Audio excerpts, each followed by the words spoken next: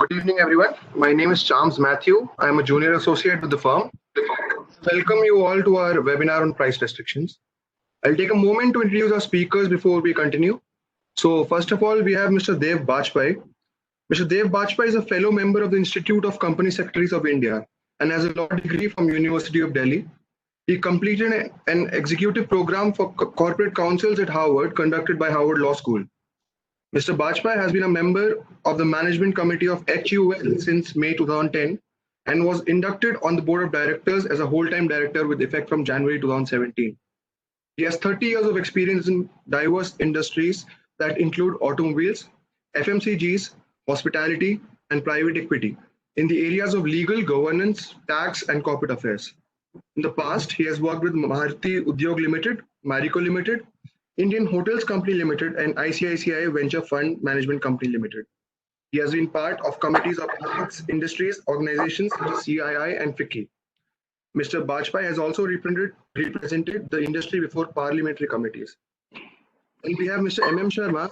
Mr. M.M. Sharma is an advocate of Delhi High Court with 35 years of experience and specializes in competition law practice.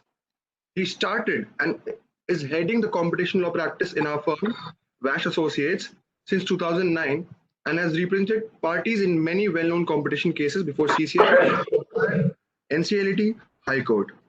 Mr. Sharma has both regulatory and industry experience, having worked as additional registrar in the Competition Commission of India during his formative period. He also worked as head legal in Jindal Steel and Power Limited. Mr. Sharma writes occasionally on competition issues for India's leading financial newspaper like Economic Times, Financial Express, etc. We have Mr. Anand Sri, who is a senior associate in our firm with over 6 years of experience as a competition lawyer. He also has some articles to his credit. I will now request Mr. M.M. Sharma to take over and moderate the webinar now, please. Thank you, Charles. Welcome, sir. Thank you, Charles, for this brief introduction. I welcome everybody once again to this webinar. We are privileged to have Mr. Bajpai with us, very senior standard General Counsel of Hindustan Unilever, well-known FMCG. So before I begin, I have my caveat as usual. Anything stated by us during this webinar does not constitute or is a substitute to a legal opinion, and the views expressed are not necessarily the views of the law firm, Vash Associates, but are personal views of each speaker. The webinar is organized for academic purposes as knowledge updation program as part of advocacy efforts. So with this caveat, I'll begin. And when we talk of competition in the markets, we're talking competition in the markets. We think of three parameters generally: price, quality, and or speed of delivery of goods or services. Of these three, the prices is the most important parameter that mostly influences the demand. So I will just share you this is the topic of our webinar: price distribution in offline and online distribution, including resale price maintenance. The panelists have been introduced. So I'll share this slide. Just enjoy this slide with me. The price is the ultimate decider. And this slide, actually, this quotation which I've given sums up an antitrust joke. And this joke is actually quoted from a book called The Fire of Truth, A Remembrance of Law and Econ at Chicago. And what it sums up is that when the three CEOs of three large companies meet in a jail in the US, start asking each other, why are you there and why are you there? So this is what this conversation ended up. So when prices went up, the judges said, it is excessive, it is a monopoly. The prices went down, they said it was a predatory pricing. And when they stayed the same, they said it was a tacit collusion or a cartel.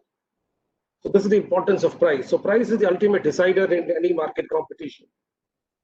And in today's webinar, when we talk of price restrictions, these are the headings which we are going to discuss. So when we talk of price restrictions, so we're talking the vertical context, the vertical restrictions between manufacturers and distributors, the specific context of pricing of produced products for resale to dealers and understand the issue which emerge. So during this webinar, we will discuss the specific issues of pricing arrangement, as I said, between manufacturers and dealers and how they affect the common man, because ultimately the price the customer has to pay. So when we talk of vertical restraint, whether in offline or online sale, we are speaking broadly about three categories, three broad categories. Either we have dealing restrictions, like exclusive supply, exclusive dealing arrangements, or pricing restrictions, including maximum or minimum resale price maintenance, MRP, dual pricing. There are two-part tariffs, rebates, discounts, etc., and non-pricing restrictions such as tying in, bundling, refusal to deal, etc.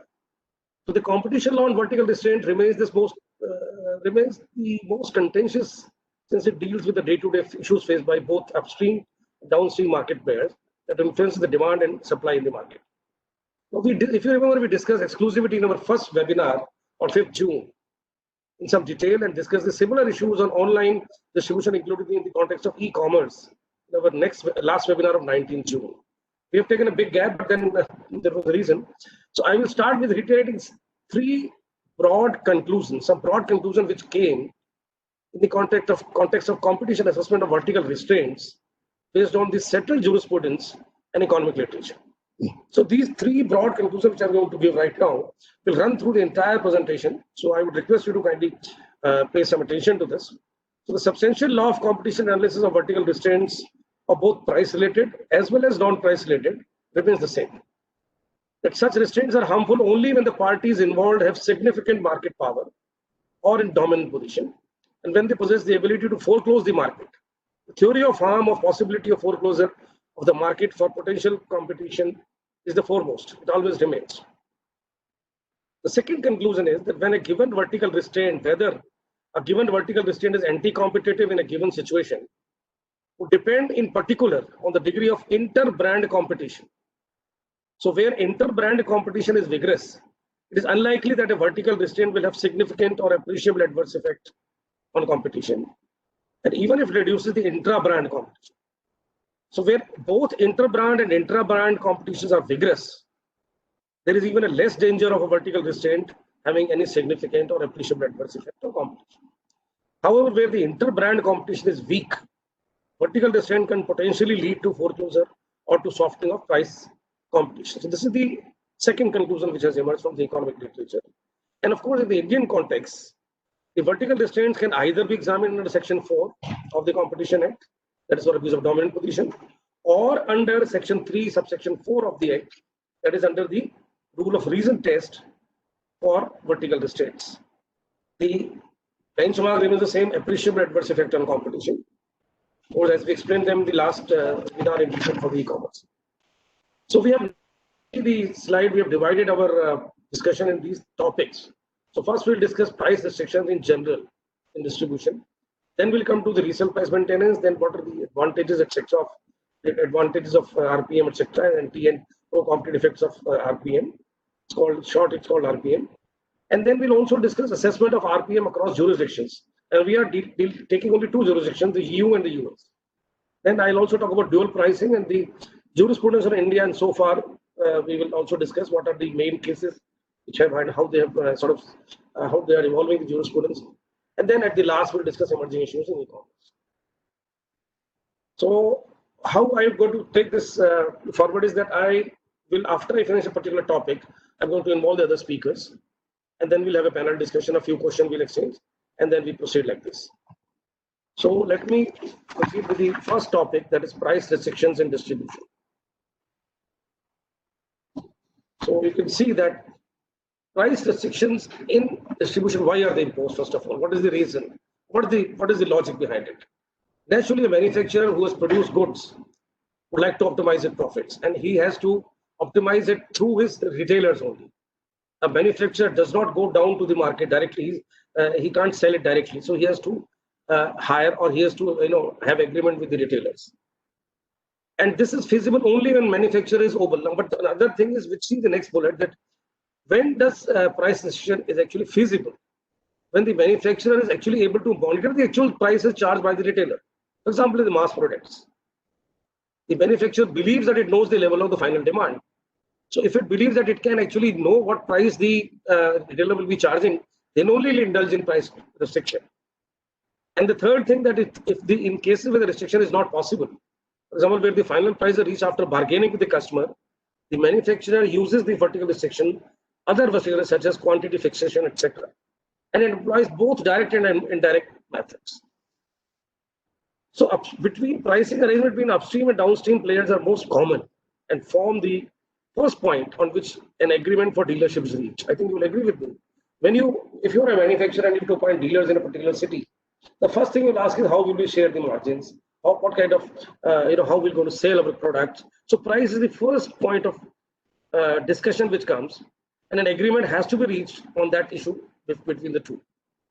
And this becomes when does it become a competition issue? It becomes a competition issue when the manufacturer tries to fix either price of each category of product specifically under a policy or gives a price level. So the question of competition law emerges. It's very normal for a manufacturer to fix its margin with the dealers, but when does competition law trigger it? The competition law will trigger it only when the manufacturer either specifically fixes the price of a particular product or gives a price level that you can sell only between this band, right? And on within which it is the dealer has to sell. So such restrictions are actually, as I take you further, how they are enforced through both direct and indirect means. So let us see.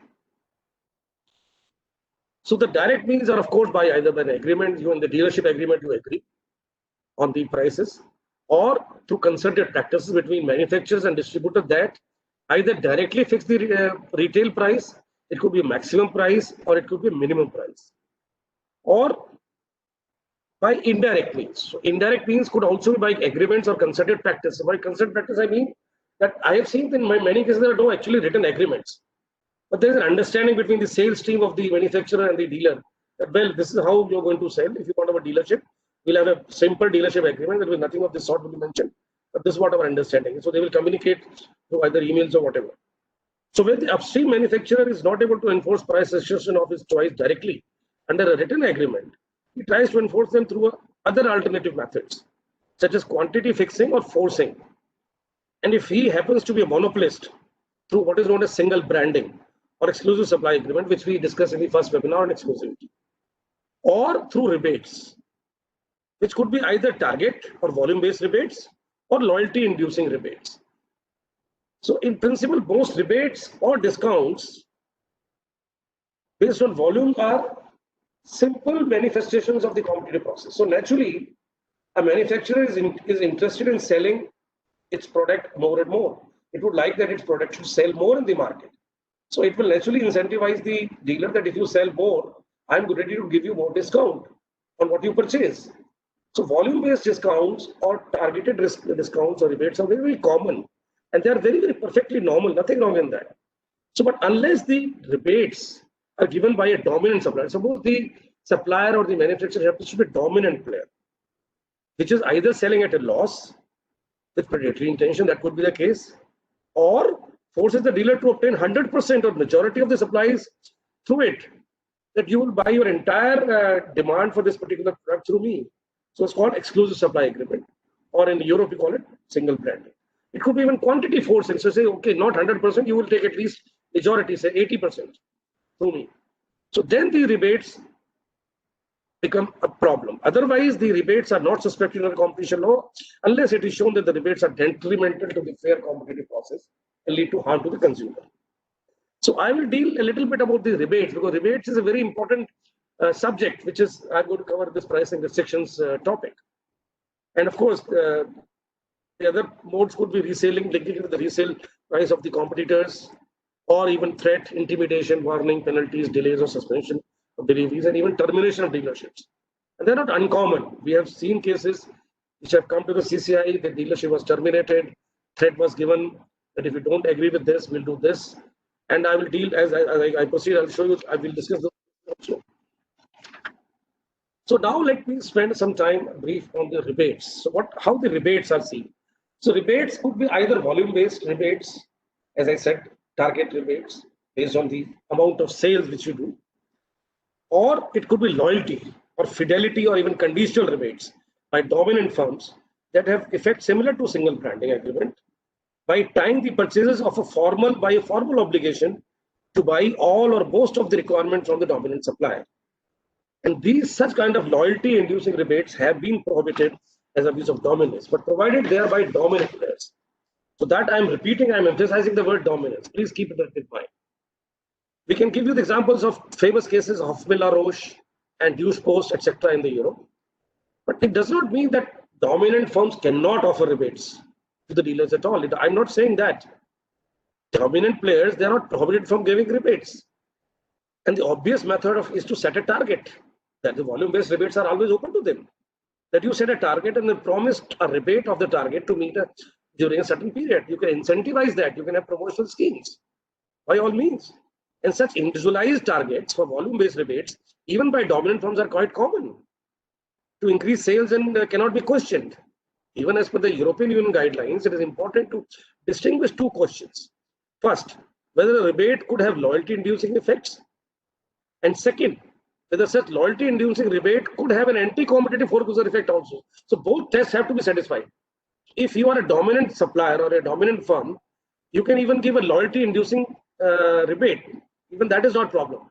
But the moment that loyalty-inducing rebates start harming the competition, start producing a foreclosure effect, then the problem starts. So these two effects are different, since a rebate might have loyalty-inducing effect without necessarily being harmful to competition.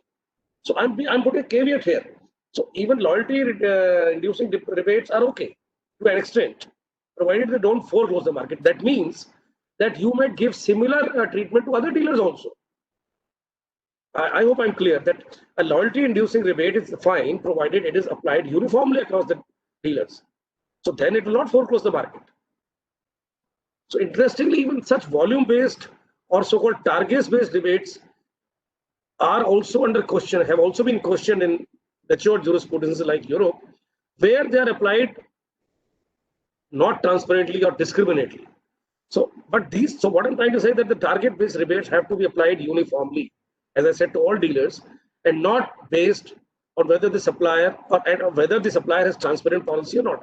So you have to have a transparent, fair discount policy in place, even if you are a dominant player, if you don't want to be scrutinized by the commission. So I give you one example. So in the Michelin case, this very old case of Michelin, so the European Commission condemned the volume-based discount payable to dealers for replacement of tires in the Netherlands, because Michelin set individualized targets for dealers, which kept on increasing every year. And this rebate was, although it was volume-based, but it was not transparent. There was a lack of transparency, and the dealers were discriminated between customers in setting volume-based rebates, and that constituted an abuse of dominance. The later case, which you all must be knowing perhaps, is the Intel case.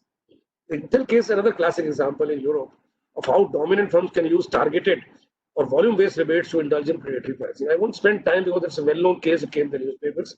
Intel was targeting the wholesalers of the computer selling devices and the PCs, that if you don't launch the the computer having the Linux or the other competitors chip, then I will give you a huge discount. And even Intel was accused of giving actual cash discounts. So in India also, by the way, we have had a case very recently, which I'll spend some time. And this is a case of a dominant player, giving discounts which were questioned, which were not basically transparent, which were not fair, and the rebates were non-transparent, and they were applied discriminatory manner, and also the grant of rebates was linked to the conditions which were not normal. So supplemental obligations were put in. And this Grasse was found by the CCI of having abused its dominant position in the market for supply of VSF, viscous staple fiber, to spinners in India by charging discriminatory prices to its customers and by imposing supplementary obligation on its customers, and also for adopting unfair discriminatory pricing practices and from seeking consumption details of VSF from buyers. Grasim has been found to have abused its dominant position, and a penalty of 301 crore has been imposed. I'll take a minute to explain this case because it's a very important case, and it's a very recent case. The order is of 16th March. So how this case actually happened? I'll just take a minute to explain to that, because there are certain things which we must know. That this is not a practice which is confined to Europe. In fact, in India, the jurisprudence and arguments is very, very scarce, very little. There are hardly few cases. And as my colleague Anand Sri will take you through some cases which we have selected for today's webinar. So we have to look to Europe. But in India, this particular case of Grasim actually is an interesting example, how the commission has looked into it. So what was going on was that Grasim was, it was a dominant player because it was having about 95% share in the market for supply of viscous staple fiber, and it was selling the VSF at a low rates to its international customers, and the same product was sold at a much higher price to the domestic customers. The allegation was that the Grasim had segmented the domestic customers into two categories: domestic customers who manufacture and supply yarn for the domestic market, and domestic manufacturer who manufacture the yarn for export. So either you are a deemed exporter in the terminology of Grasim, or you are only a domestic supplier. So two categories were made. It was also alleged that the Grasim forces its domestic customers to submit their monthly yarn production data for calculating the discount rate applicable to them, and follows a non-transparent practice while invoicing, and refuses to disclose the discount policies to its customers. So Grasim actually had a target based or individualized rebate system, which it was giving from customer to customer. And then the allegation was also there. So CCI actually analyzed it, and it also noticed certain things, that what was the abuse? Basically, dominance, of course, was seen because it was found that Grasim was a hugely dominant player with about 95% market share in the market for supply of VSF. And then another allegation which was very interesting was that Grasim was not allowing the sale of this viscous staple fiber in the open market. So trading was also stopped. So if you have to take a rebate from Grasim, and if you are a spinner, you have to tell Grasim that for what purpose you want to use it. So you cannot take that product and sell it in the open market. So there was no alternative source of that fiber in India except that of Grasim. There were imports were allowed, but they were anti-dumping duty imposed on the behest of Grasim by China. Because, as I said, Grasim had 95% market share. So 95% means that it represents more than 50% of the industry. So anti-dumping proceeding it could start. It did and got imposed. And then, of course, it was importing from Thailand and Indonesia from its own subsidiaries. So basically, there was no doubt about this dominance. The abuse part was, as I said, it was not only putting the discriminatory conditions of discount on the spinners, but also it was imposing conditions which were not actually normal in this. We never heard of such conditions, that you have to give the detail of how much you've exported, every monthly production yarn, monthly export data, and monthly to whom you supplied, who are your customers. Everything was to be shown to the Grasim as per the allegations. And so there were two allegations basically of imposing unfair and discriminating pricing in sale of VSF, and imposing conditions which were supplemental. So imposing supplemental conditions for sale of viscous staple fiber. Now the point I'm trying to make in this case is, this was not a case of a volume-based discount.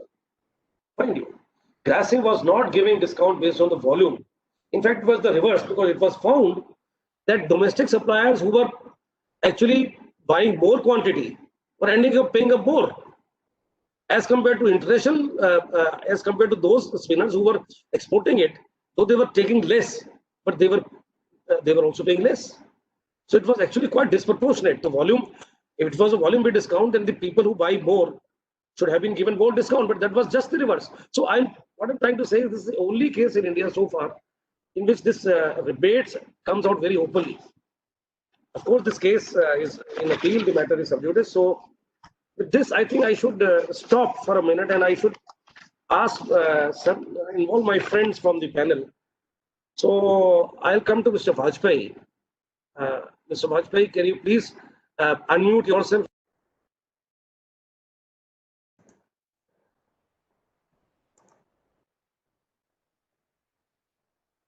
And come on the screen, kindly.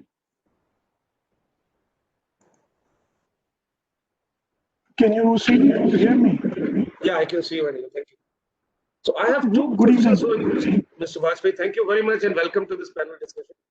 So before we proceed further, I have one or two questions from you, if you please consider this. So what, according to you, are the business justifications for price restrictions by suppliers and manufacturers? So we discussed price restrictions in general till now. So this is the first question, sir. The second question I would also like to ask you is, can you throw some light on the volume-based discount policy followed by your company, Hindustan Unilever, or even Unilever globally? And specifically, does Hindustan Unilever follow a uniform discount-based and transparent discount policy, or a targeted volume-based rebate policy for each dealer, as I discussed? So these two questions, if you can please explain, take some time. Yeah. So thank you, Mr. Sharma, and thank you for having me for this webinar. There's a lot of echo that I can hear. I don't know whether it is clear to you or not. No, you're absolutely clear, sir. Don't worry. Okay. Okay. So, from a manufacturer's perspective, it is not just pricing restriction, but it should be seen in the context of the pricing strategy and what are the business considerations that go into putting in place a pricing strategy. So if I have to take our example, we play in multiple categories. We have 27 categories. We have several brands that we deploy, and we've got three major businesses: personal care, home care, and food and refreshments. Now, when I put in place a pricing strategy, obviously, I have to play my portfolio. I have to look at my portfolio. I have to look at my customers, my consumers across my portfolio. And my brands are deployed to serve consumers across the pyramid, from top of the pyramid to the bottom of the pyramid. And what is the value that I give to the consumer? What is the price pyramid within which I'm operating? So these are some of the business considerations which one has to consider before really putting pricing in place. And pricing would definitely be a subject matter of some of these considerations. The other part that you asked about, So the discount policy, what kind of discount policy do you follow, sir? Look, Mr. Sharma, we have a conventional value chain FMCG model. We are also present through e-com, but given we have about 3,500 distributors in our general trade across the country, our dealings with our distributors is highly transparent, and we deal with one another as independent contractors. We have a detailed distribution agreement which clearly brings out what is our obligation, what is their obligation, and we clearly state in a very transparent manner in that agreement that we have a stake in them. When I say we have a stake in them, it means we have a stake in developing them, in giving them the best processes and systems to be able to serve the consumer better. Now, coming specifically to the issue of discounts and rebates, etc., anyone, like you rightly said, would want to maximize sales, and therefore obviously we will look at our secondary sales and sales targets which are being delivered. But more importantly, since I said we have a stake in them and we work towards enhancing their efficiency so that the overall market works better and there is, the system is more efficient and we are able to serve the consumer better, we also have something which is a differentiated variable model where we do incentivize the distributor, not just basis the sales target met, but also on the basis of things like assortment, things like bill productivity, things like efficiency on the ground, number of salesmen deployed, their absenteeism. So it's a series of parameters and KPIs, and that depends upon the growth priorities for each market, for each distributor. But it's a very, very transparent and open way of working.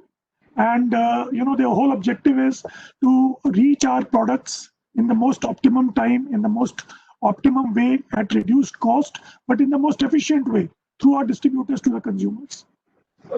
No, sir, I'm quite clear, but I just wanted to ask a very specific question once again, that you just said the word transparent. So what I'm trying to ask you, you are a company present all over India, right? Yes. So say for Bombay, say for the city of Mumbai, the dealers which are present in the city of Mumbai, I just want to ask you that the policies which you have are uniformly applied. Yes. Volume based, or yes. Say it may be different from the policies, say for Punjab, say for Delhi. Right. I can understand that because every region has its own scale of development. But as far as a particular geography is concerned, my only concern is that whether you apply them uniformly. Unlike Yes. what the Grasim doing, sorry to say. You understand? Right. I just explained that case to you. So I just wanted to know that HUL being a very consumer-focused company, as I can see, I'm sure the dealers are also happy. I just wanted to know that. I'm sure they are happy. Great. Yeah, Thank so you, sir. Thank you very much, sir. So I'm very happy to confirm what you just said. No, that's what it should be. That's how a perfect competition should work. But So having now- said that, Mr. Sharma, I just also want to mention, like I said earlier, there are very clear-cut KPIs for distributors, and these could evolve, these could change. But for a set of distributors in the same location, the KPIs are quite similar. All right. Understood, sir. Thank you very much, sir. Now, can I turn to my colleague Anand Sri? Anand, can you come on screen, please? Can you unmute yourself and show yourself? Hi. Welcome, Anand. So the question to you is, we just discussed the case of Grasim. So can you please explain the, other than this particular case, which is very recent of 16th March order, are there some other cases where legality of rebates have been examined by the commission? Very, very fast, in another 2-3 minutes, because we have to proceed. Thank you. Sir, like you already discussed while mentioning the Grasim case, the commission has already dealt with the issue of quantity rebates in the Shubham sanitary ware case. The commission has upheld the legality of quantity-based rebates, where commission is of the view that if a buyer or a retailer is taking more of a good, he is entitled to more discount than a retailer who is taking less of a good. Therefore, if I am taking 100 units of a product, I am entitled to more discount than somebody who is taking only 10 or 15 units of the particular good. The second issue, what we have seen a lot recently, is with respect to the e-commerce market in India. And the commission has been dealing with a lot of allegation, dealing with deep discounting, which is a practice where products sold on platforms are available at a considerably discounted prices than what is available offline stores. What is interesting is that deep discounting, although initially it has been alleged as a predatory pricing offense, is now being examined by the CCI in the context of exclusivity. This is because what the commission has observed is that, number one, none of the platforms or the e-commerce players are dominant in their own sense. Therefore, cannot be examined for an abuse of dominance in case of predatory pricing. Rather, what the commission has observed is that these discounts are only offered to certain sellers, that is preferred sellers. Right. Platforms have their own preferred sellers on their platforms, and these discounts are only offered to those preferred sellers. Therefore, again, the commission is seeing it as a discriminatory practice which the e-commerce platform is seeing. Thank you. And this has been examined in the context of exclusivity. Correct. No, you're right. Absolutely right. So we discussed that in our earlier webinar on vertical sales on e-commerce. Of course, we can't repeat that. But the point is that the question of rebates have to be what we are taking from this particular portion is that the rebates, if at all, have to be uniform. They have to be non-discriminatory. That's the point I'm trying to make at the end of this. So this you can take from this particular part of the session, this message. So now let me proceed. Thank you very much. Thank you very much. Now I proceed with the next part of the webinar. I request you to continue with us. Thank you very much, sir. So now I come to the price restrictions and distribution. This slide is also the same thing we are going to say, that what are the modes of enforcement of price restrictions, both direct and indirect, as I said, either through price monitoring system. Now please have a look at this. So how prices are monitored? They have price monitoring systems are there. There are discount control systems, and they are either obliging or incentivizing retailers to report violators, and even employing third-party agencies to monitor actual retail prices like mystery shopping or decoy customers, and by printing recommended resale price on the product, by directing the distributor to apply a most favored nation clause, that you will match the, you will give the best treatment to this person, or by recommending a maximum retail price, or by recommending a minimum retail price. So of all these price restrictions we have just listed in this slide, the last bullet is what is actually we are concerned with today in the next, as we proceed, the minimum retail price. So by recommending a minimum retail price. So this is the what is called as resale price maintenance. Please have a look at this. We have just tried to summarize what is resale price maintenance. Actually, essentially it means fixing of price by manufacturer for resale of the product by the dealers and not by the dealers as per the competitive price determined by markets. Please note that a manufacturer and dealer are separate legal entities. We are not talking of agency agreement. We are talking of pure and simple distributor. So he buys those products from the manufacturer and he has to sell them in the market. The distributor may have its own margin at which it will purchase. That is separate. But beyond that, legally speaking, the manufacturer has no right to tell the dealer at what price he will sell, because the price will be determined by the market, the demand of the product, the quality of the product, and things like that. I told you the competition is only on 3 parameters: either price, quality, or speed of delivery. Pizza, Pizza, and for example, these two pizza brands, they compete. Who will send the pizza in half an hour? So that is a delivery, that's a competition on that. So basically, resale price maintenance means that fixing the price vertically by the manufacturer. It's called vertical price fixing cartel. It's as good as cartel. And the resale, but the element of resale is very important. So for resale price maintenance to take place, there has to be resale. Agreement between producer and dealer to set downstream prices are essential, and they are prohibited by law only when either party is dominant. That is, of course, another point which I said at the beginning that will run through the entire presentation. Only they are either dominant or have a significant market power. But it will not include distribution by agents or direct selling. Please keep that in mind. So if you have agency agreement, that is not included in the resale price maintenance, because that is then you are considered as what is called a single economic entity. So please see what is the legal definition of this resale price maintenance in the competition law in India. So resale price maintenance includes any agreement to sell goods on condition that the prices to be charged on the resale by the purchaser shall be the prices stipulated by the seller, unless it is clearly stated that prices lower than that may be charged in section 3, subsection 4. So fixing the minimum resale price is not per se, but here, before I proceed to the next, let me just give you a background of resale price maintenance, how this is done. So developed economies, RPM is taken very seriously, and we can see that, and we'll see it later. It's considered almost equivalent to cartel between suppliers and their dealers. This is because it may facilitate collusion between suppliers and manufacturers by enhancing transparency in the market. This makes it easier to detect when a supplier deviates from a collusion prices by reducing interbrand competition. It may also undermine the incentive for suppliers to cut the prices to distributors, as fixed resale price prevents it from expanding sales. It even undermines and reduces the intra-brand price competition among retailers, or even facilitate collusion among dealers. It may lower the margin for manufacturers, particularly in the case of commitment problems are there. So these are issues which have been, there's a plethora of literature available in Europe or America or developed economies on resale price maintenance.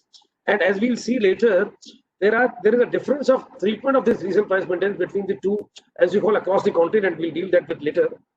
But the point is that in general, the adverse effect on competition depends, as I said in the beginning, upon the market position of the supplier. The stronger the market position of the supplier, the higher the risk that even a minimum or recommended, that is even a maximum or even recommended resale price lead to more or less uniform resale price level across which all other retailers will sell as a focal point, which may constitute akin like a cartel among dealers. So what I'm trying to say that if suppose you are a dominant player, you're a strong player, your brand is so strong, and you fix a resale price for a particular dealer, so naturally the competition will set in. So even if you not fix it for the other dealer, the other dealer will come to know that this is the price at which the other person is selling, so he'll also try to sell at the same price. So this will follow. A chain will be made. So all dealers will sell at the same price. So this is the effect. So the intra-brand competition goes. Technically speaking, if there is no resale price maintenance, every dealer will compete to sell at a lower price. So that's why the last bullet, please have a look at it. In a perfect competition, after sale of the product to the dealer, manufacturers no right. As I said, the market should decide. So let us see now what are the anti-competitive effects. I just summed up, I just slowly mentioned, but you can, let's have a look at them once again. So intra-brand competition is eliminated because of this. it may lead to rising prices. Downstream market. It can even facilitate collusion between suppliers. It can collusion could take place on price setting strategies can be created. Help secure excessive business margin at the different levels of the market, and eliminates price competition at the retail level. There were foreclosing competition, as I said.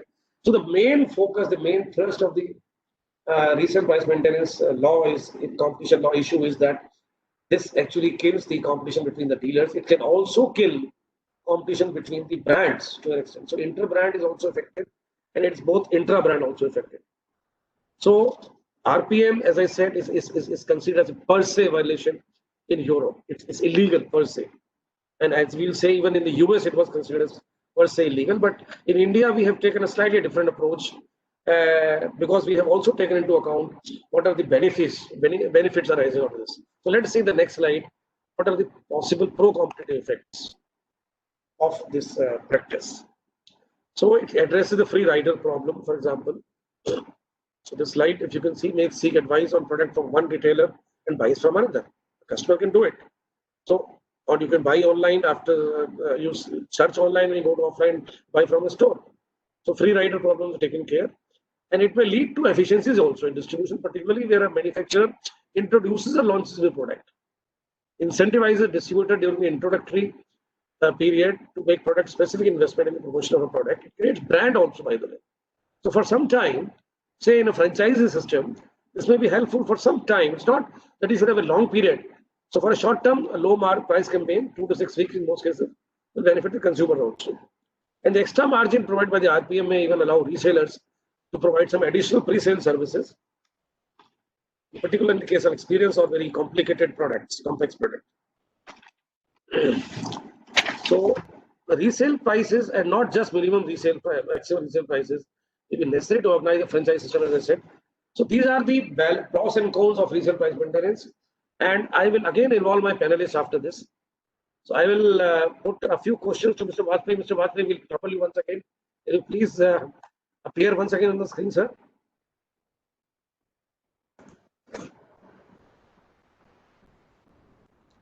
Mr. Vajpayee, can you hear me? Yes, I can hear you. Sir, I have few questions for you, if you don't mind. Yes, please. I'm sure you will say, Mr. Sharma, you're troubling me a lot. But that's how we sort of thought of making this particular section of this presentation, sir. Not a problem at all. So kindly bear with me, sir. I'll give you a few questions, please. So my first question is, what according to you are the advantages of resorting to RPM by manufacturers? So I discussed with you both the anti-competitive as well as pro-competitive effects. You have been in the industry for long. So do you think, can RPM help small businesses in your views? If so, how? Look, Mr. Sharma, I feel that at core and in essence, it's anti-competitive RPM. It ends up increasing prices. But there could be some situations, like you also articulated in this slide, where the impact of RPM or it could lead to some good effect. But those are, to my mind, for a very short period of time. If at all they are deployed, they should be deployed for a short period of time and not, because what it can do is it can lead to a situation where the price equation can be spoiled in the market. It can lead to a situation where distributors can overprice, and it doesn't really help in the long run. Equally, for a small manufacturer, if he's got a wonderful proposition, if he's got a product that works, if the product is hero, he could, do this for some time, and whatever extra resources are, he's able to generate, he can plow back in the business, ultimately to become more efficient. But like I said, it isn't a long-term strategy. Because at core it remains the free market operation against the concept of free market. So you agree with me that RPM actually is considered as an anti-competitive practice generally, though it may help some small business for a small period of time, initially. Very nice. And the next question, if I can put another question to you, is Are these instances where are there any instances where it becomes necessary for the manufacturers to maintain a floor price to preserve the brand image or quality perceptions of a good? So since you belong to a company which is very well known in India, I think this question you can easily respond. Yeah. Look, again, yes, you're right. I mean, for us, if we, like I said, if in our categories, if we have to serve consumers across the pyramid, we have to have some price equation as well. Of course, it is our responsibility to ensure that the consumer gets value for money, which we always ensure. But yes, from a perception angle, from an image angle, pricing is important. So long as the manufacturer is giving the value to the consumer, it is important. Let me give you an example. If I take a category like detergents, we have Right. a brand like Surf Excel, which is on the top, then we've got Rin, and then we've got Wheel. Now, all of them have got different propositions and they are differently priced. Similarly, All right. we have big packs, we have smaller packs. So, this is something where it is important. But what should be ultimately ensured is that the consumer gets the value for which she's paying. All right, very nice. No, I appreciate that because I agree with you that a floor price has to be given because you definitely take into account your cost, cost of the production and all those things, and plus profit margin of the not only you but also the dealer. So all that things are. It's a floor price. I agree. Now the third question to you, sir, is: do abnormally low prices affect the brand image and the subsequent sales of the good? Now this is a very. I hope you understand what I'm trying to ask you. I understand. Sasta hai wo acha nahi hota hai, as you call it in the market, no. So if it is costly, it's good. The perception is there. Yeah, I know, sir, but again, it depends which sector or which SEC or LSM that you are catering to. LSM stands for Living Standard Measure. Is it a high LSM consumer? Is it a low LSM consumer? Because when you straddle the pyramid, you have to provide an offering for each consumer, top of the pyramid, bottom of the pyramid. But you're right, there is perception that if the price is too little or it's very it's cheap, maybe the quantity or the quality is not good, which is actually wrong, and that perception is now going away because you're pricing for the value that you're giving to the consumer, and that's the challenge that the manufacturers have to ensure that they follow all the time. So particularly, Mr. Vajpayee will agree with me that after the internet commerce has come, e-commerce has come, the prices have naturally come down. So this this differentiation between the price and the quality, this perception which earlier people had, I think this is slowly waning. Yes, because now you got very good quality products available at very cheap prices online. And yes, since you are also a company which is whose products are available online, I'm sure you will agree with me. yes. So the earlier perception of lower prices meaning lower quality, I don't think it is any more valid, or at least it's going to be very, very soon obsolete. I hope you will agree with me here. Thank you very much. Yeah. So the next question, sir, I'm going to put to you is: should the manufacturer not be in a position to suggest maximum and minimum retail price to its wholesale sellers, distributors, or retailers? It's a very straight question. I know the answer, but still, for the sake of record, I'm asking you, sir, that do you think that the manufacturer should be not allowed the liberty to put that minimum or maximum benchmark? What is wrong in it? After all, it's all product belonging to him. Why can't he do it? Look, again, it boils down to what the regulation provides, and it, like you rightly said earlier, that if you're dominant or if you can lead to appreciable adverse effect on competition, it can be, completely misconstrued.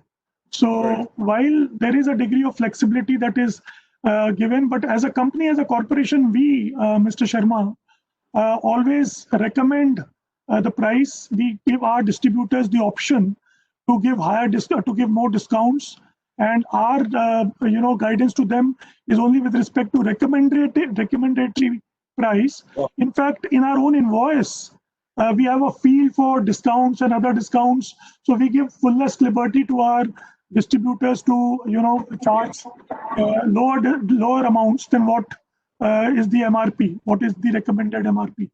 But you're right, at the end of the day, it is a degree of flexibility is required. So long as you are not dominant, it doesn't create an adverse effect on competition, some amount of flexibility should be there. In fact, I'll take a step further than what you said, sir. I'll take a cue from you. So if you are a firm which is just entering the market, or if you are a new, or if you are one of those thousands of firms which are selling a product, for example, the small and micro enterprises, right? I'm not talking of medium because now the medium has become 250 crore. It's a big, they've changed the definition of medium enterprise. So small and micro enterprises which are competing between themselves, this could be very useful. Yes. Because actually it's not going to have effect on competition because they would normally not have a significant market part. Yeah. So what I'm trying to sell is that this may be useful for the normal manufacturers or dealers who are plenty in India, you know. So we have a few who are, yeah, please. Yeah, and I think for that reason, the in India we followed the section 3(4) approach of rule of reason. Rule of reason, absolutely. And not really per se approach, because government also recognizes that it may not lead to any significant adverse effect on competition. Correct. But it could be in some situations useful, and in the situation that you described for small and micro enterprises. Absolutely. Thank you very much, sir. Thanks for spending time. So now we proceed with the next part of the session, sir. Yeah. Thank you very much, sir. So now let us see how the RPM is assessed across these two jurisdictions. So as I was telling that we are taking the European Union first. So under the European Union competition rules, manufacturers should not take any action that interfere with the freedom of retailers to set their final prices to customers by making even a recommended retail price or a maximum retail price equivalent to minimum or fixed price. So agreements that establish a minimum or fixed resale price or price range are considered as a hardcore restriction, and they are deemed to affect competition by object. So in Europe, there is an effect-based test and there is an object-based test. So the restriction which have the object of suppressing competition are per se or bad, or they are hardcore restrictions. So this RPM is considered as per se illegal because it's presumed that this actually restricts competition by object. As I said, of all the three parameters, price is the foremost and most important parameter of competition. So if by an agreement you were to suppress that ability of a dealer to sell as per the market competitive price, then Europe takes it very seriously. They say it's absolutely illegal, no questions asked. Whether it is maximum or recommendatory, they don't care. So that's what the law is. So the 101 of the TFU, the Treaty for the European Economic Union, considers it as a hardcore restriction under 101(3) and within the meaning of Article 4A. At the same time, the practice of recommending a resale price or requiring a retailer to respect a maximum retail price is exempted. But it's not that it is not possible for a manufacturer in Europe to even suggest a maximum price. So there are escape routes available, and there is a vertical block exemption regulation in Europe which allows the party to take block exemption in respect of a particular deal. So if your market share, and they've got very, very clear-cut thresholds in terms of market share. So at the same time, so that's what I'm saying, that VBR, I call it in short vertical block exemption regulation, provides that a market share threshold set out in the regulation, if they're not exceeded, then the recommendation does not amount to a minimum or fixed resale price. So then it may not be per se illegal. So if the threshold is a 30%. So manufacturers and retailers frequently monitor their online retail prices and by means of pricing software. Now, I'm talking in terms of online sale. How do they monitor it? It is easier to detect deviations from manufacturers' pricing recommendations. So as I said in the last bullet, they can claim block exemption under Article 101(3) of the TFU, provided they can provide justification for that. And there are four major criteria of allowing the justification of the exemption. They are justifiability, the objective justification, proportionality, and not leading to removal of competition completely, and the benefit should pass on to the consumer. So there are four well-established tests in the European guidelines, under which you can seek these block exemptions. So manufacturers do that, and they do take benefit of that particular block exemption. So this actually allows manufacturers to retaliate against retailers that deviate from the. Now I'm talking about the online sales. So this tool of watching the price at which the retailer is selling Nowadays, we got softwares, we got algorithms are there, and the algorithms can detect the deviations from manufacturer reselling price. And this allows the manufacturer, as I said, to retaliate against retailers who do that from the desired price level. And it may even limit the incentive for retailers to deviate from such pricing recommendation in the first place. So increased online price transparency may also facilitate or strengthen collusion between retailers by making it easier to detect deviation from the collusion agreement. So in turn, it could reduce the incentive for retailers to deviate from collusive price by limiting the expected gains from such deviation. So basically in Europe, what we are trying to say is there are possibilities, there are cases which are there, but basically the point is that they have a very strict regime on RPM, and this is considered a hard restriction. And unless the block exemption principles are met, it is not allowed. So now let's proceed to the US. In the US, as I said, for 100 years, from 1911, as you can see this bullet, RPM was considered as per se legal. It was just considered like a cartel, a vertical cartel. And the Dr. Miles case, which I've just noted in the red, in 1911 set that tone. But in 2007, recently the US Supreme Court overruled the decision in this case of Legion Creative Leather and held that the RPM should be subject to rule of reason. So now more and more cases of rule of reason. Now the per se rule is gone, and in the US, the even RPM is considered as with the rule of reason, the analysis which we even in India also follow. So as we have said earlier, we were discussing, Mr. Vaswani also saying that subsection 3, subsection 4 talks of vertical restraints in the context of only when they have appreciable adverse effect on competition. So there is a rule of reason applied. Each restriction is seen from the angle of possibility of foreclosure, degree of foreclosure, and creating entry barrier. There are specific factors laid down in the section 19.3. So that is what we have created, and I think India has taken this cue from the US that they have gone by rule of reason. But there is a doctrine called Colgate doctrine. I'll just take a minute to explain that, because some of you may not be aware that in 1919, the case of Colgate actually was found that the Sherman Act does not prevent a manufacturer from announcing in advance the prices at which the goods may be sold, and then refusing to deal with the distributor and retailers that do not respect those prices. Very unique case. So Colgate was found to have sort of being smart in avoiding this, Dr. Miles' decision of per se legality. So it announced its prices for resale, publicly, and then dealers who did not agree with that, they refused to deal with them. So that's called Colgate doctrine, because according to Colgate, there was no agreement. So resale price maintenance has to be agreed upon between two parties. So if you don't have an agreement between your dealer and the manufacturer, but if you're just offering it, and if he agrees to not take it, then that be it. So we are not violating the RPM. So businesses, with some exceptions, have no general antitrust law obligations to do business with any particular company, and can thus unilaterally terminate distributor without antitrust consequences. That's what was said in this case.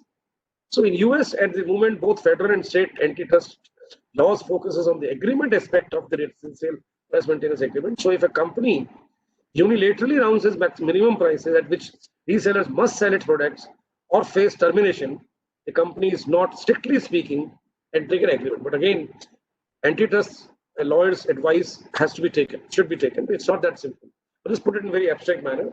So there are agency agreement, as I said, the agency agreement also out. So if you appoint an agent, for example, then maybe you will not be caught under this law, or maybe you can have a direct selling. So then I proceed to the next. This thing is dual pricing. This dual pricing is also was discussed in the EU when the European Union did a market study on e-commerce. So this market study was concluded in May 2017. So under the current EU rules on dual pricing, manufacturers are generally prohibited from charging different wholesale prices for the same products to the same retailer, depending on whether the products are sold offline or online. So it's a system, because in Europe, online, offline, there's plenty of more of online rather than offline. I mean, it's always on. So dual pricing is often viewed by stakeholders as a potentially efficient tool to address the free riding aspect. They argue that dual pricing may help to create a level playing field between online and offline sellers, taking into consideration difference at the cost of investment. Obviously, in the online, you don't invest much, except the investment which you buy a software, whatever you got your hardware and all that. But in offline, you have to invest a lot. So there has to be price differentiation between the two. That's what it tries to justify. So at the same time, when a manufacturer sets a different wholesale price for the same product to the same retailer, mind you, in the Europe, what we're talking is a hybrid retailer. So a retailer has both offline sale, also online sale. So depending on the resale channel through which the product is sold, offline or online, and practices where the manufacturer sets a different product, different wholesale price for the same product is bad. So what the new pricing means is that the dealer can have different prices for its online and offline sale channel. But as a manufacturer, you may not be able to do that. That's what is the meaning of this. So, and use of website by the retailer is considered as a passive selling and not as an active selling, which can be restricted by a manufacturer. So, in the under the European rules of this vertical restraints, passive selling cannot be prohibited. Whereas you can restrict the active selling. That means you can set up a geographical area, for example, within which the dealer will sell. But it doesn't prevent the dealer from responding to the calls for purchase of the product from outside that area. So same applies to internet. So internet is considered as a passive selling, but later on it has now been gradually it has come like internet is like active selling also. So any attempt to fix minimum resale price on internet is also considered an RPM. And I'll later on deal with this case of SOS, and now this is a very important case. I'll just come to that later. But so vertical block exemption rules prohibit manufacturers from preventing passive sales. So I was talking about this report of the European e-commerce sector inquiry, which was released in May 2017. And this report actually points to the possibility of exempting dual pricing agreement under Article 101(3) TFU on individual basis. So it's not that it's totally banned or it's totally prohibited. So dual pricing can be considered to be block exempted if there are justifications met. As I said, those 4 parameters of justification for granting block exemption. So for example, where a dual pricing arrangement would be indispensable to address free riding.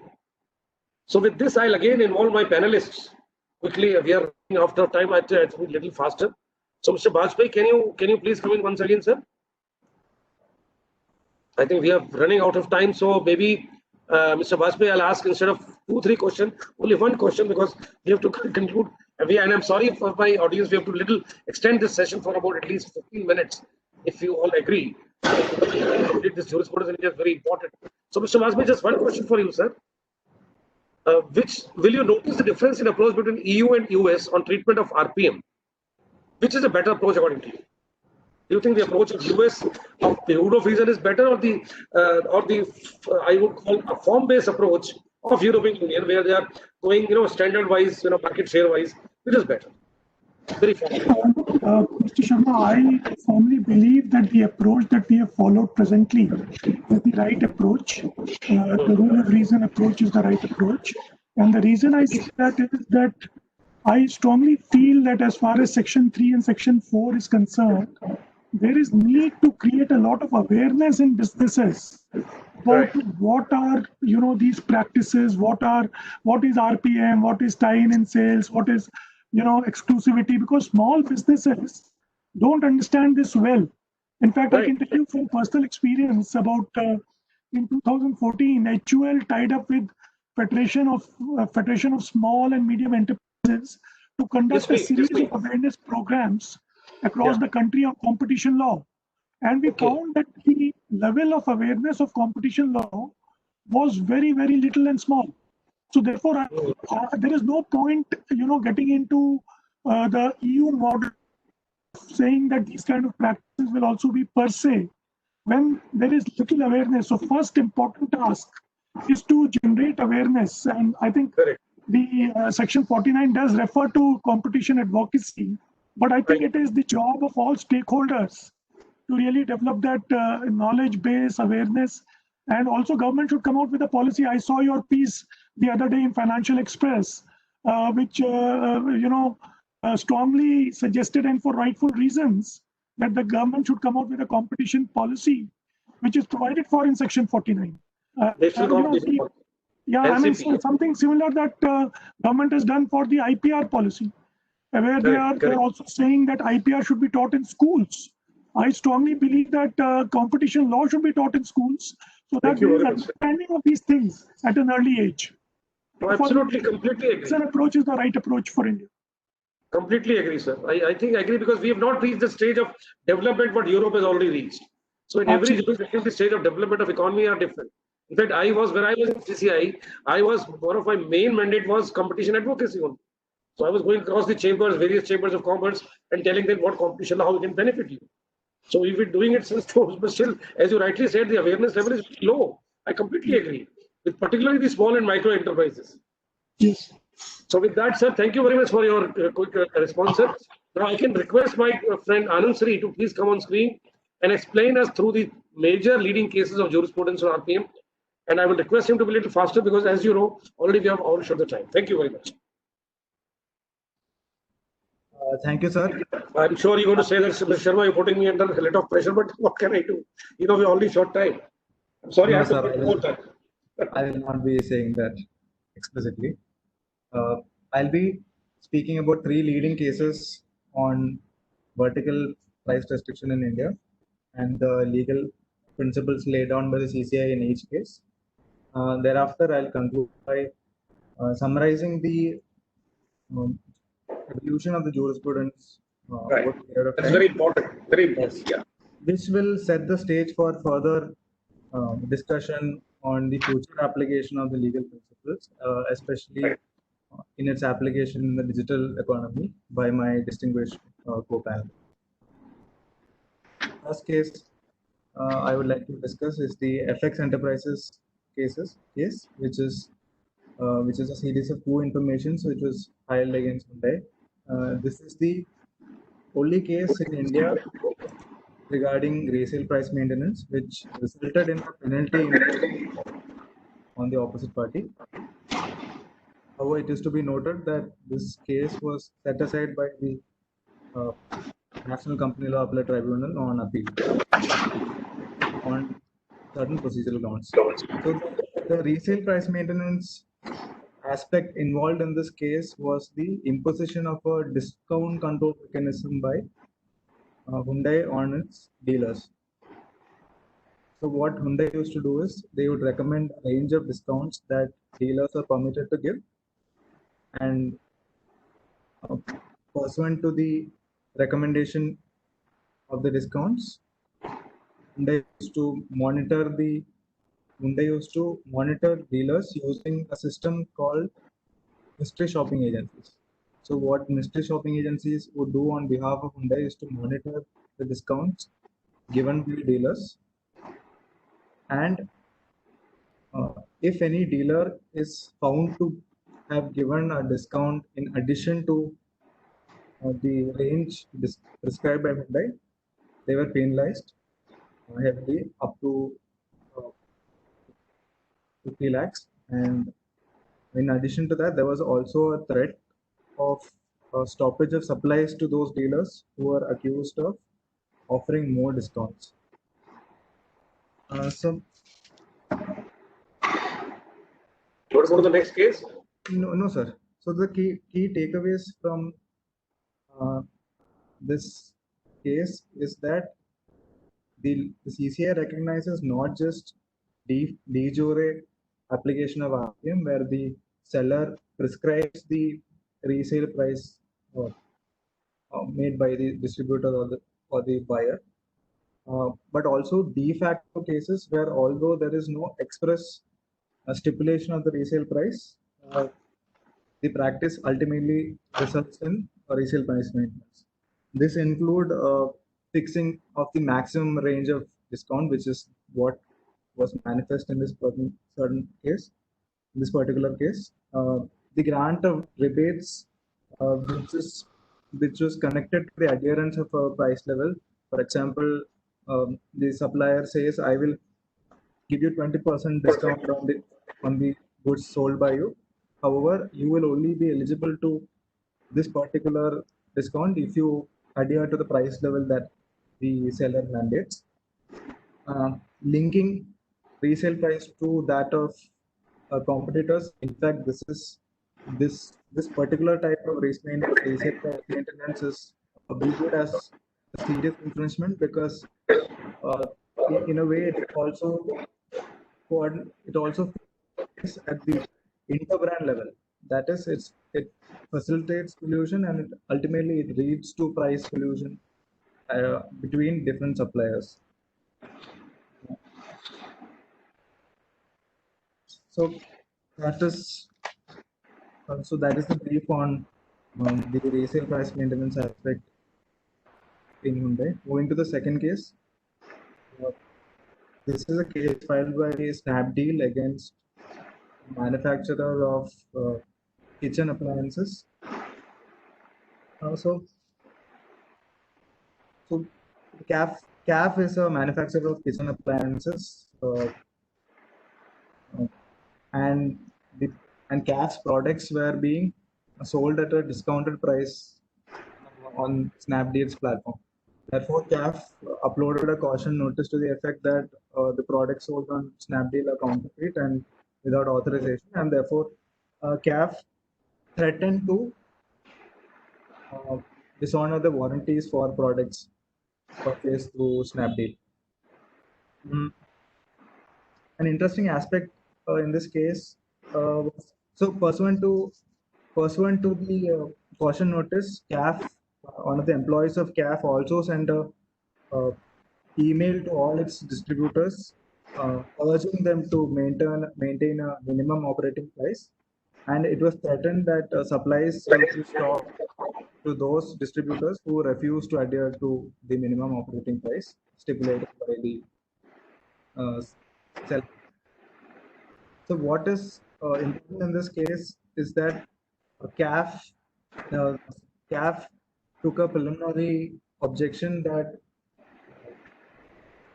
the provisions of Section 3 Clause 4 will not apply to them because they are merely a platform, and it is the distributors who sell on the platform, and therefore there's no agreement between CAF and Snapdeal. The agreement only exists between the distributors. However, the CCI took a very broad view of the term agreement as well as the agreement of nature prescribed in the Section 3 Clause 4. What the CCI held was that the ownership of a product need not change hands down the supply chain. What matters is the value addition. If any level of the production chain or the supply chain adds value to the final, they will be part of the production chain. So the CCI took a substance-based approach rather than the form, and proceeded to examine the case. However, in this case, there was no offense made out by the DG or the CCI because it was found that ultimately the threat was not carried out by CAF, and they did not act upon it.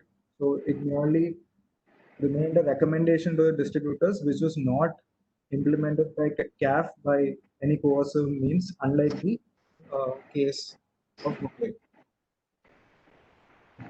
Yes. The third case is the most recent case. It was passed in June of 2019. In this case, I think, Anand, before you go to the next case, can I make a point here? In the previous case, the last bullet is very important. So the CCI actually declared that the online platform is also capable of doing RPM, though it is not actually selling a product. I think that point you we should have emphasized. Sir, that the online platform was considered as a though they say that we are not sellers because we are only matching buyers and sellers, but they said that you are also capable of doing up pricing and you can do RPM. So actual resale through the online platform was not considered as essential for considering a resale price maintenance. So that's what the take from the second case, very important. So that is what I discussed in the exactly. That's the bullet also was mentioned. Anyway. So the resale price maintenance aspect was imposed on the distributors by CAF. So correct. That's what the defense was. You're right. And that's what was not agreed by CCI. So they said no, even if it is not the online platform will also, although there was no RPM found. But the ratio, I think, is that. The ratio was that they took the argument that they're not part of the agreement. Huh. Anyway, come to the next one now quickly. Karni. Yeah, what Karni said? So, Karni is the latest case on this point. Yeah. So again, there was a stipulation of a minimum operating price issued by the opposite party. It was challenged before the commission as constituting a resale price maintenance. So, however, the CCI at the prima facie stage itself, they looked at the overall market and held that that the opposite party, which is Vivo in the present case, they had very less market share, and there were a lot of competing manufacturers operating in the smartphone market. Therefore, what we can gather from the order is that the commission considered the market power of Vivo at the prima facie stage itself, and held that since there is fierce interbrand competition and low market power coupled with low barriers to entry and fragmented nature of the market, there was no possibility that the RPM would result in a AAC in the market. Correct. So summarizing the evolution of the jurisprudence, I'll summarize it in 4 points. One, that for a RPM to exist, there has to be an agreement between different levels of the production chain. However, for digital economy markets, an exception has been made, and it was held that what matters is the value that any level of the production chain adds to a particular product. So it need not be the case where ownership changes hands. Even if value is added, this will be construed as a agreement of the nature under Section 3 Clause 4. Secondly, once the agreement is established, the AAC has to be demonstrated by the CCI or the DC. So what we can see from the cases which have already been discussed is that the assessment of AAC is again an academic exercise by the CCI. There is no empirical analysis carried out by the CCI. Secondly, what we can see is that in the initial cases, for example, the Hyundai case and also the CAF appliances case when it was directed for investigation, there was no analysis of the market power of the party or the supplier who imposed the vertical restraint. So what we can see is that probably the CCI may have been influenced by the approach followed in the EU, where it is seen as a per se offense, and there was market share analysis. However, in the later case of Karni, there is a market share analysis at the prima facie stage itself, and the case was closed because of lack of market power. Thirdly, what we can see is that although Section 3 Clause 4 prescribes an agreement between parties, unilateral contact is covered under Section 3 Clause 4 of the Act. I mean, especially with respect to resale price maintenance. For example, in Hyundai and CAF, this was an allegation of the OEM imposing conditions rather a concurrence between the distributor and the manufacturer. Accordingly, penalty was also imposed only on the manufacturer. Thus, you can see there is no stipulation of an expression of common will. Fourthly, we can say is that the stipulation of a maximum retail price by the seller does not constitute an offense under resale 3(4)(e) of the Act. Only the minimum stipulation of the minimum price which causes a problem. And lastly, price recommendations are generally considered permissible by the CCI. It should be noted that the recommendation is not in the form of a direction which is given to suppliers. If the recommendation is followed up or enforced by means of letter of supplier or penalties, etc., then the commission is likely to see the recommendation as more of a concern. So recommendations are more or less allowed, whereas directions are seen under a more serious note. Right. And with that, I request my distinguished co-panelists to give their views on how the jurisprudence is likely to grow, as well as to add upon the points that I had highlighted. Thank you, Anand. Thank you very much. You were quite lucid in your explanations. And I would just like to add a few points to this, that these three landmark cases which you referred in your discussion are basically the main cases which lay down the jurisprudence. But apart from that, there are one or two more issues which I think one must take into account. As you can see, we have summarized in these two slides. So the test remains that of appreciable adverse effect on competition, there's no doubt about it. But as far as the digital markets are concerned, the actual resale is not necessary. So as Anand rightly said, there is no requirement of showing change of hands or change of property from the manufacturer to the dealer. That is not required. So even if when you are a platform, you can be considered, your conduct could be examined. That's what the ratio is arising out of that first decision of the KEF Appliances case. As far as Hyundai's case is concerned, what Charms also mentioned was in a passing that the NCLAT unfortunately set aside that order. So here I have a comment to make, because even I wrote a blog and I was, I'm sorry I had to say it was a type 2 error. That's what I considered at that time. Unfortunately, the NCLAT did not go into the merits of the main allegation, whether there was an RPM or not. The NCLAT allowed that appeal on a technical ground that the DG's report was considered as it is by the CCI. There was no inquiry sort of considered by conducted by the CCI. It was a very hyper technical way of looking at it, because the evidence of discount control mechanism, the evidence of mystery shopping was all on record, and that's what the DG, it was DG's role to take out that evidence, and naturally CCI could either have controverted it with the another evidence which it had, or could have referred case back to the DG for re-examination. But the NCLAT, instead of doing anything of that sort, simply quashed that order on technical grounds, and it actually, with all the due respect, had sent a very, very wrong message for the dealers in this country. Of course, this matter is now the CCI has challenged that order in appeal in Supreme Court, so we'll reserve our comments on that. Apart from this, the issue which I'd like to mention here is that the car spare part case.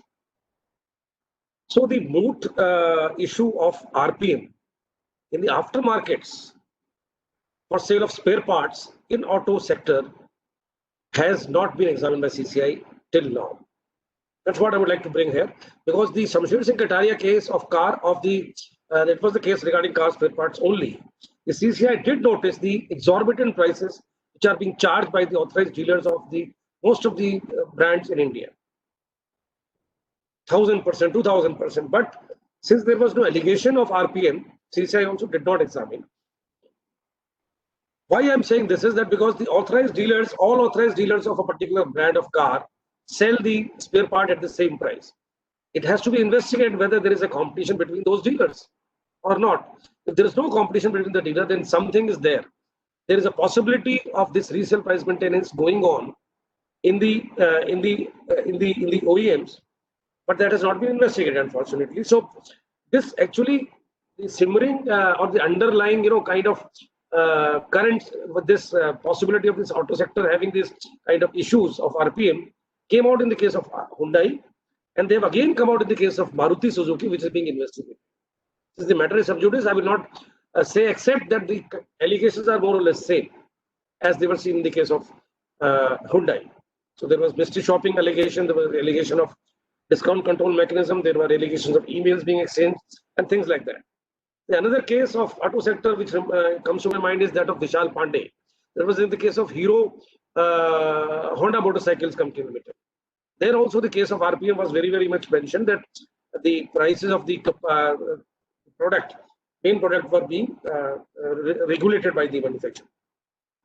So RPM of price of motorcycles. So these cases actually so far have only come out of the RPM with respect to the product itself, that is the car, the primary product. But the secondary product, that is the sales, as I said, aftermarket, The spare part has not been investigated. It's a matter which is yet to be seen, and we leave it at that.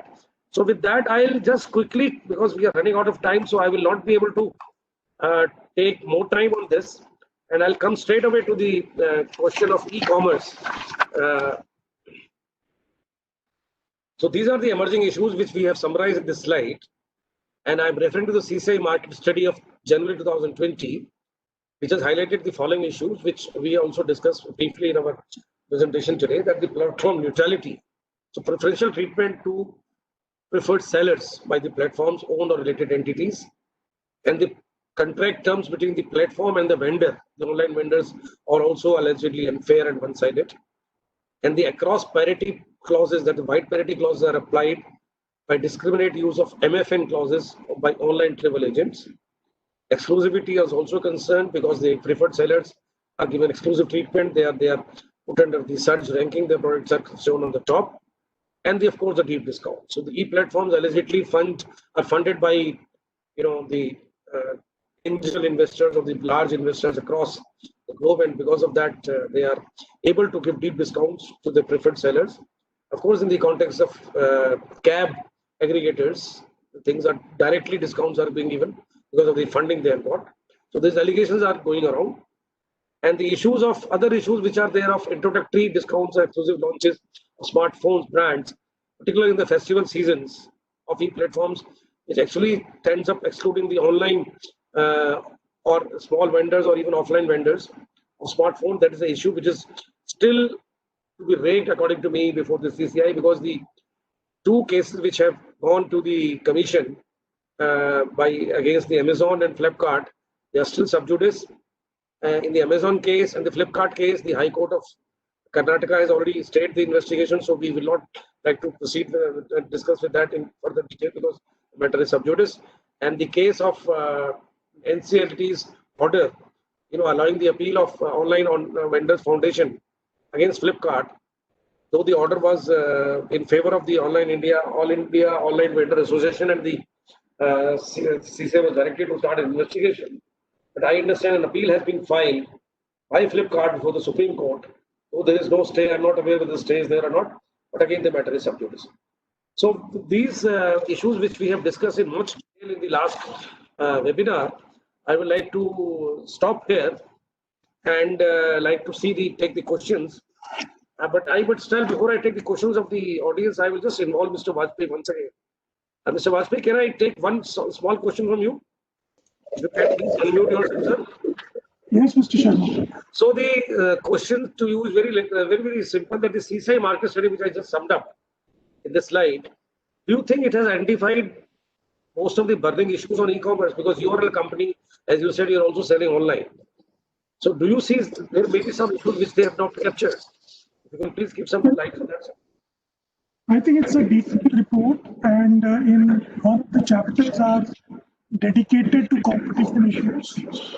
I think the report fleshes out all competition-related issues. And I also feel that, again, I reiterate my point on building awareness on some of these things, because unless people are made aware, and now online becoming so pronounced, and more so after the pandemic, it has become more pronounced. So it's important to deal with those issues and get some kind of a consensus. Otherwise, people will keep filing cases. They will get stayed by courts for some reason or the other, and we will not be able to make forward movement.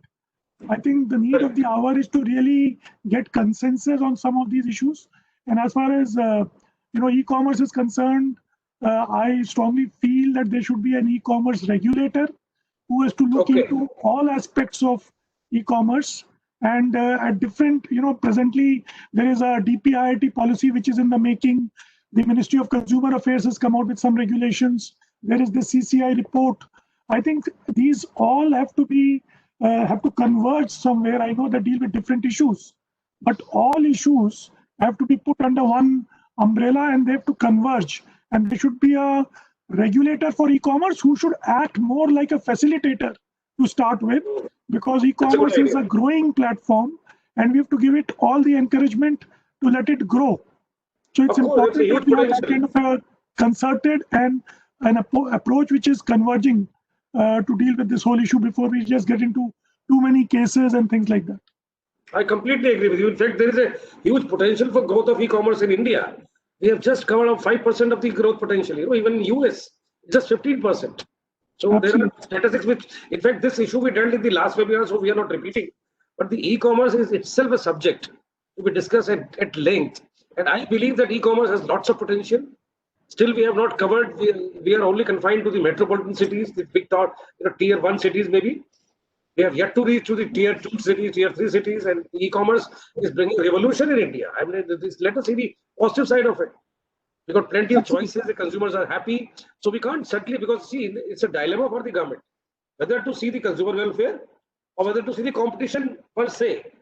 You see, in India, as I said in my article, we have to, unless we have a competition culture, unless we got a competition policy in place, the ruling government of the day have to look for the majority. And which is the majority? The consumer. So if the large consumers are happy, the government will have to turn, other side the competition issues. Let the CCI deal with them. So the issues will keep on arising. But the underlying point is, the end of the day, what is the bigger majority of people, whether they are happy or not, they are happy. You can't deny it. So with that note, I feel that the e-commerce has a huge potential to grow further in India, and I think it should be welcomed, subject to the condition that it should not kill competition at the same time. It should not do anything unfair. So, for example, the Online India Online Vendor Foundation has this issue that my vendors also want to sell on platform like, say, Amazon, for example, or Flipkart. They should be allowed a fair dealing in terms of the ranking of the products on their, there shouldn't be private labels. There should not be preferred sellers. The issue of competitive neutrality, or what I call it, network neutrality, or maybe the platform neutrality. This is a word which I have coined. By the way, this is a word which I have coined in an interview which I gave to CNBC TV. So the platforms have ceased to be neutral. So we need to have a platform neutrality in place. If the platforms are neutral, what they are like in US and EU. There are no deep discounts in US and EU. They are not. It's only confined to India. Why? So there are reasons which certainly can be looked into. But since we do not have time, so we'll just take quickly some questions which we have come, and I'll sort of see what maybe you would answer, or I will answer, or Anand will answer. So let us run it. I will take another 5-10 minutes quickly to take a few questions which have come to us so far. So the first question is, pricing restrictions as heading is prohibited or allowed? So I think I will answer this question. The pricing restriction we explained is not prohibited. They are allowed, subject to certain exceptions, that they have to be within the nature which they don't foreclose the competition, and it depends on who's invoking those provisions. If you are a dominant player, if you can cause foreclosure, certainly it is not allowed. The second question is, although the target share might be equal, but the personal favors and help from company to particular distributors can obscure the reality.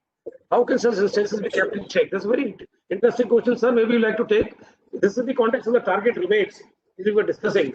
But he has asked, the target share might be equal, but personal favors and help from company to particular distributors can obscure the reality. How can such instances be kept in check? Your take, sir. Look again, I come back to the point of appreciable adverse effect. You may be, again, like you rightly said, by itself, these restrictions are not, bad. But if you are dominant, if your conduct is different, if you end up leading to appreciable adverse effect in the market, because I would also tell your viewers to look at Section 19. Section 19 also talks about accrual of benefits to consumers. So it is, Section 3, subsection 4, market practices cannot be looked in isolation. One distributor, whether he has the capability or the market power to really, come in the way of market or pricing equation, will all depend upon the facts of a case. But ordinarily, the principle, like you've rightly articulated, is appreciable adverse effect on competition. And in my view, we should look at that. It can't be seen in isolation. One has to go back to Section 19(3) and then decide whether a case under 3(4) is made out or not. Thank you.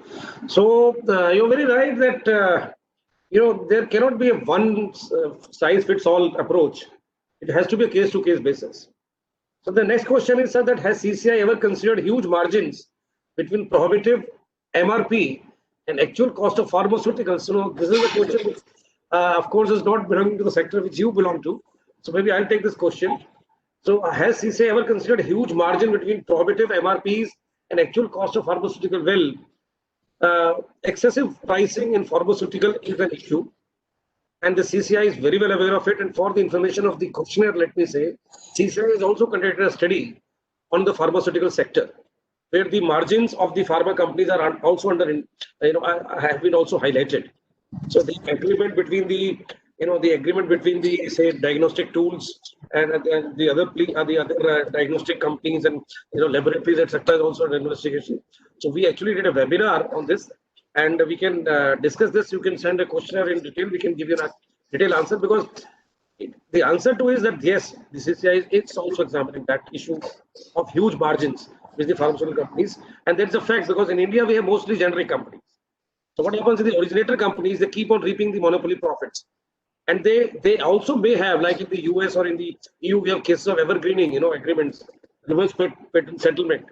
So there, all those practices, I'm sure, must be going on in India also. And there is one simple case, which I will not name because the case is still sub judice, which is in which the CCI is also looking into that.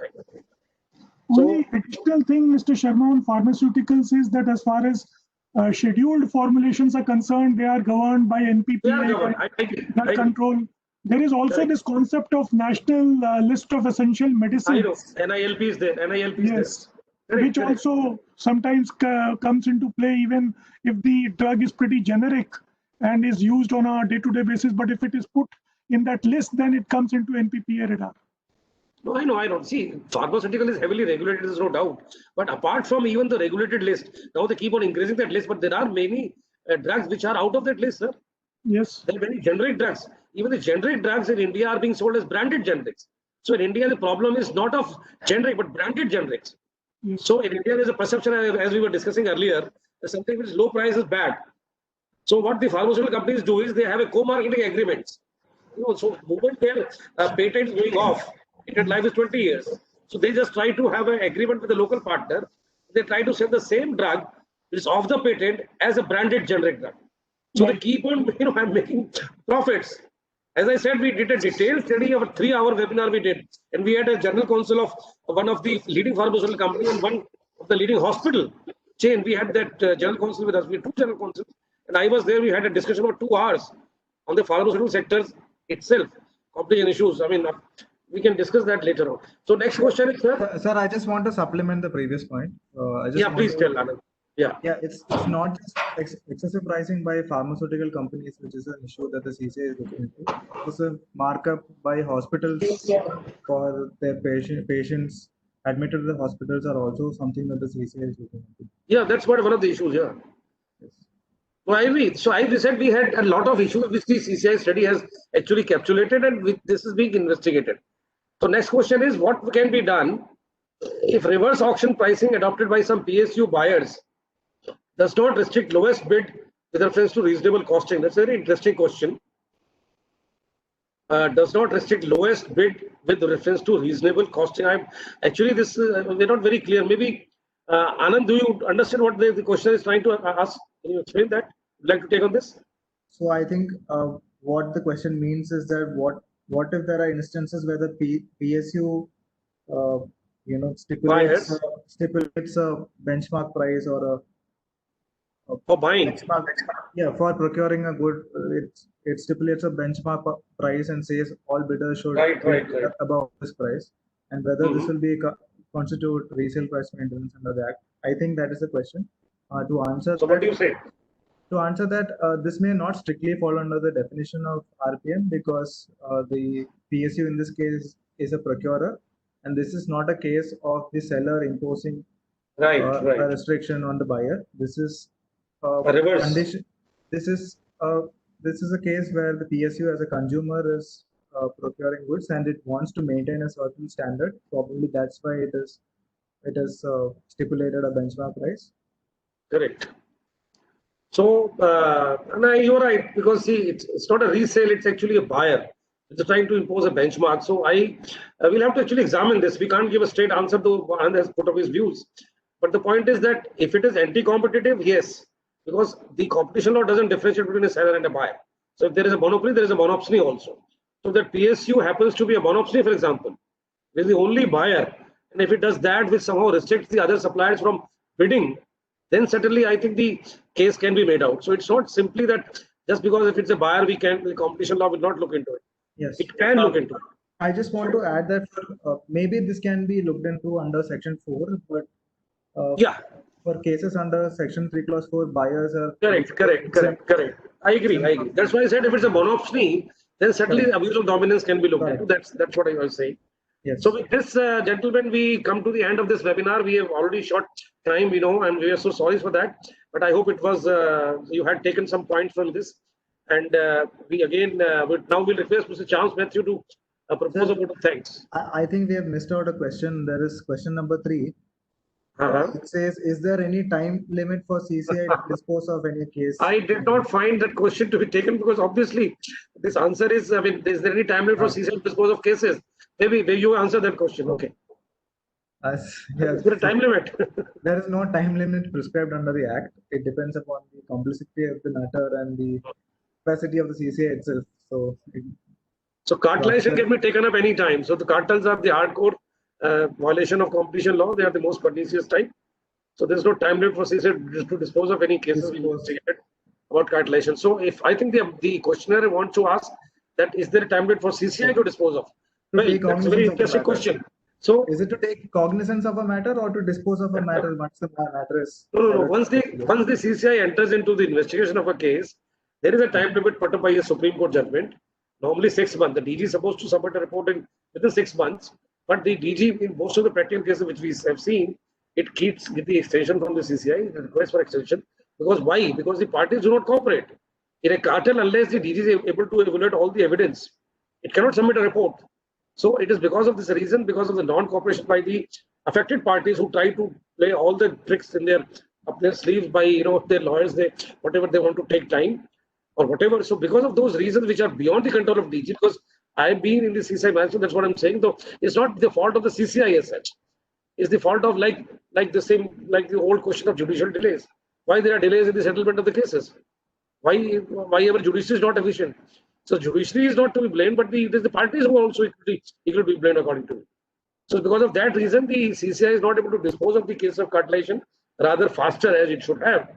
So there are vested interests at play. I think that's all maximum it can be said about this. But there are no time limits set by the law. That I can certainly say, unlike in the case of merger regulation, where there are clear-cut timelines set. In 3 and 4, there are no timelines set, though they should be reasonably within a period of certain time. So that's it.